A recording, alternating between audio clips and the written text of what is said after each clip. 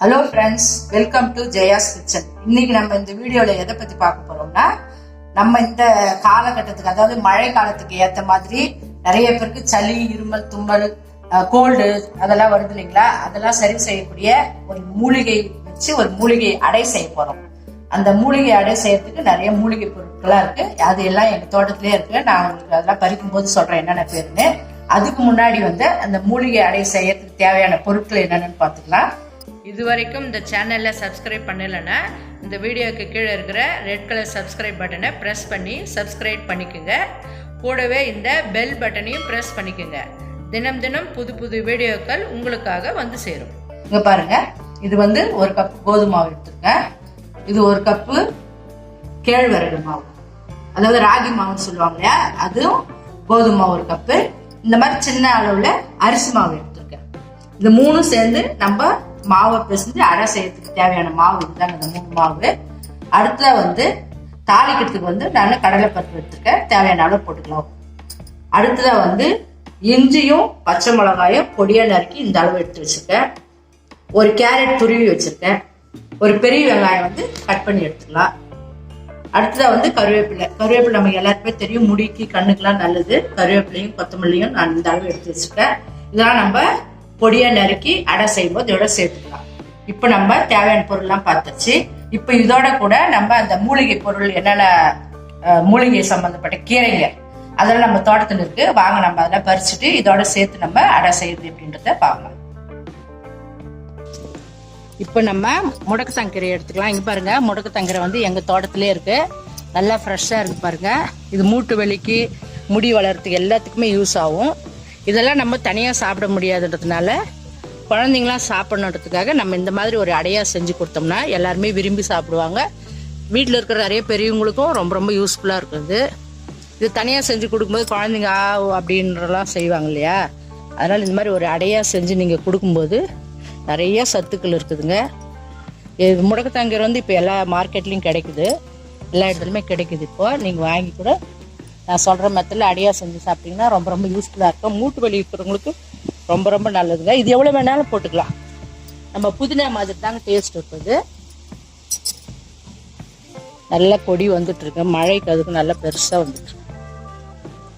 எப்பாவது தோசை செய்யும்போது கூட நீங்கள் இதை கட் பண்ணி கூட தோசையில் கூட போட்டு சாப்பிட்லாம். அரைச்சி தான் போடணும்னு இல்லை, பொடியை கட் பண்ணி கூட நீங்கள் தோசையோட சேர்த்து தோசை செய்யலாம்.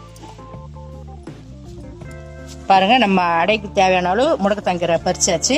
அடுத்ததா வேற மூலிகை பார்க்கலாம். இது முடக்கத்தங்கீரை அடுத்தது பாத்தீங்க. அடுத்த நம்ம மணத்தக்காளி அறுத்துக்கலாம். இங்க பாருங்க, இது மணத்தக்காளி செடி. மணத்தக்காளி நம்ம அடை செய்யறதுக்கு தேவையான அளவு கொஞ்சமா பறிச்சுக்கலாம்.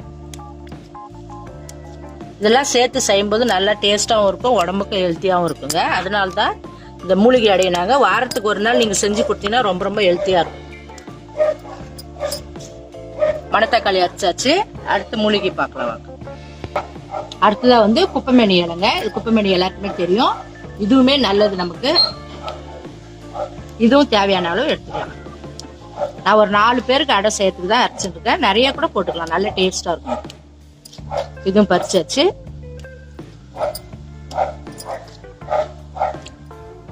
மூணு விதமான மூலிகை இருக்குங்க, முடக்கத்தான், மணத்தக்காளி, குப்பைமேனி. அடுத்து இன்னொரு மூலிகை, முக்கியமான மூலிகை இதோட சேர்க்க போறோம். வாங்க அது என்னன்னு பார்ப்போம். கற்பூரவள்ளி தாங்க அது. இதுவும் ஒரு 4 இலை நம்ம சேர்த்துக்கலாம். கற்பூரவள்ளி நல்லா நமக்கு தெரியும், ரொம்ப ரொம்ப இம்பார்ட்டன்ட். சளி இருமலுக்குலாம் கோல்டே நம்ம கிட்டேயே வராதுங்க. டெய்லி ஒரு இலை சாப்பிட்டுட்டு வந்தா கோல்டே நமக்கு வராது. இது ஒரு 4 இலை போல அறுத்துக்கலாம், போதும்.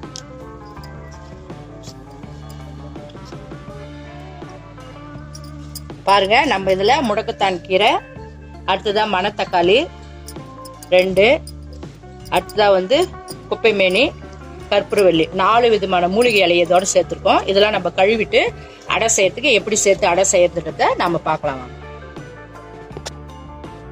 முதல்ல இந்த கற்பூரவள்ளி இலையை எடுத்துக்கலாம். எடுத்துட்டு இந்த இலையை மட்டும் எடுத்துக்கலாம், தண்டு நீக்கணும். ரொம்ப காரமா இருக்காது, தண்டு எல்லாம் நீக்கிட்டு இலையை மட்டும் கிள்ளி எடுத்துக்கலாம். இது அதிகமா சேர்க்கணும்னு அவசியம் இல்லை, ஒரு 2 இலை போட்டா கூட போதும், நல்ல பவரா இருக்கும், வாசனையாவும் இருக்கும், டேஸ்டாவும் இருக்கும். இந்த மாதிரி கிள்ளிட்டு இதை நம்ம முதல்ல பொடியை நறுக்கணும்.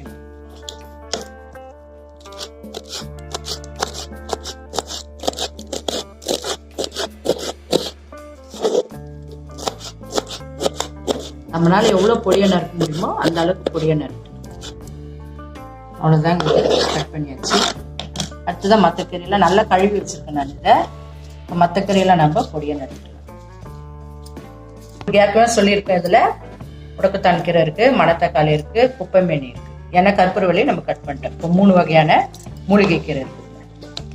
இதே நம்ம பொடியை நறுக்கலாம். பசங்கள்லாம் நல்லா சாப்பிட்டாங்கன்னா அது சளி இரும்புலே வராதுங்க. ஜுரம், குறிப்பாக ஜுரமே வராதுங்க. நீங்கள் இந்த மாதிரி கிடைச்சுன்னா வாரத்துக்கு ஒரு நாள் கம்பல்சரி செஞ்சு கொடுங்க. அடை மாதிரி எல்லாருமே விரும்பி சாப்பிடுவாங்க. ஒன்று சாப்பிட்டா கூட போதும், அதுலேயே நிறைய சத்துக்கள் இருக்கு. பாருங்க, இந்த அளவுக்கு நம்ம பொடியை நறுக்கி எடுத்து வச்சுக்கோம். வாங்க நம்ம இப்போ இதெல்லாம் நல்லா வதக்கி நம்ம மாவோட சேர்த்து பிசைஞ்சு அடை செய்யலாம். நம்ம முதல்ல ஸ்டவ் ஆன் பண்ணிட்டு ஒரு கடாய் வச்சுக்கலாம்.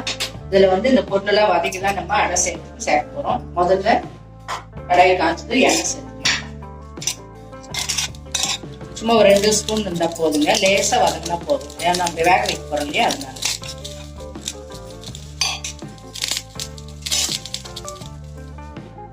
எண்ணெய் நல்லா சூடேறிச்சு. இப்போ நம்ம கடுகு சேர்த்துக்கலாம்.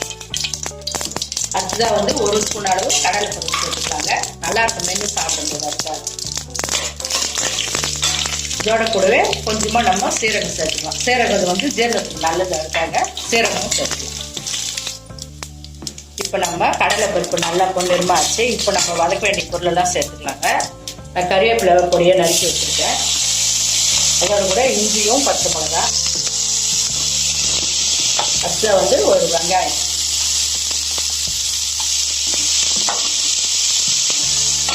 அடுத்து இதோட கூட கேரட் சேர்த்துக்கலாம், கொத்தமல்லி,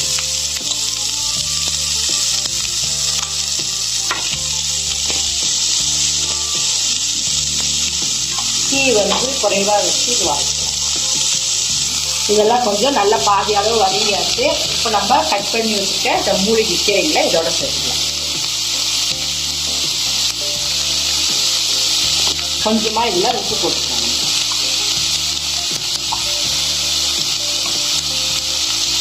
இப்போ நம்ம லேசாக வதக்கலாங்க. இப்போ நல்லா வதங்கியாச்சுக்குது. இது ஸ்டவ் ஆஃப் பண்ணிட்டு நம்ம இப்போ இந்த மாவெல்லாம் ஒன்றா சேர்த்து அடை மாவு பதத்துக்கு பிசைஞ்சு எடுத்துக்கலாம். இந்த மாவுலாம் இந்த கப்பில் சேர்த்துக்கலாம். கோதுமை மாவு, இது கேவுரு மாவு, கொஞ்சமாக அரிசி மாவு. இது எல்லாமே நம்ம வீட்டில் இருக்கிற பொருள் தாங்க. இதெல்லாம் வச்சு நம்ம ஒரு சுவையான அடை செய்யலாம். இப்போ வதக்கி வச்சிருக்கிறதுல இதோட சேர்த்துக்கலாம்.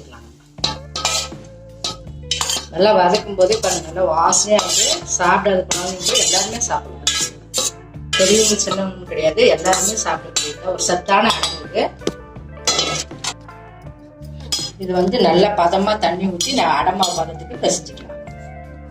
இப்போ தேவையான தண்ணி சேர்த்துக்கலாங்க. தண்ணியும் உப்பு நம்ம தேவையான அளவு சேர்த்துக்கலாம்.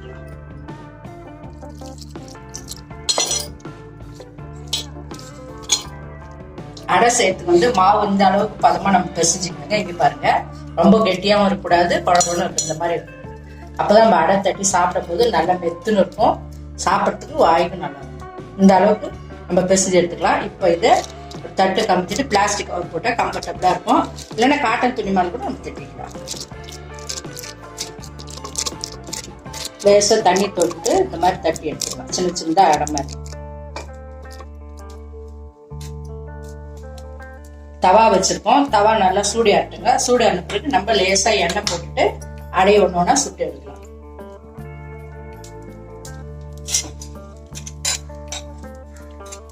அதில் கொஞ்சமா எண்ணெய் போட்டுக்கலாம்.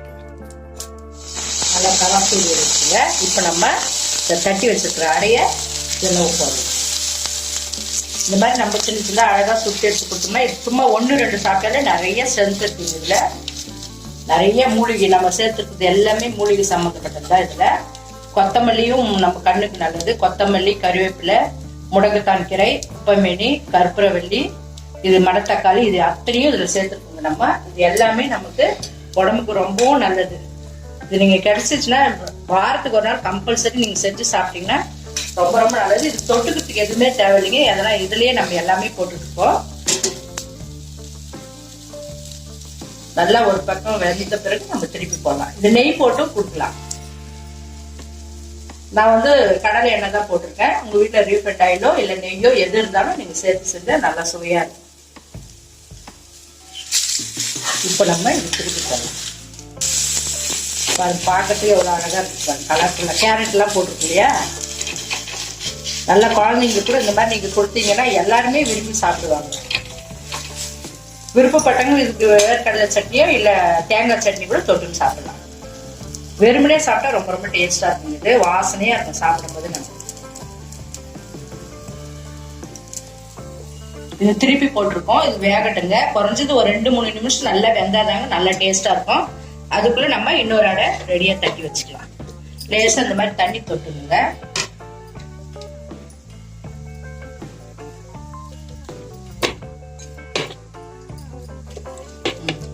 இந்த மாவு வந்து இதுல சேர்த்துக்கிற மாவு வந்து நம்ம கோதுமை மாவு, ராகி மாவு, பச்சரிசி மாவு. பச்சரிசி மாவு இல்லைன்னா நீங்க புழுங்கலரிசி மாவு கூட சேர்த்துக்கலாம். ஆக மொத்தம் அரிசி மாவு சேர்த்துக்கணும். நம்ம 3 விதமான மாவு சேர்த்துருக்கோம். 3மே நமக்கு எடுத்துக்கு நல்லது.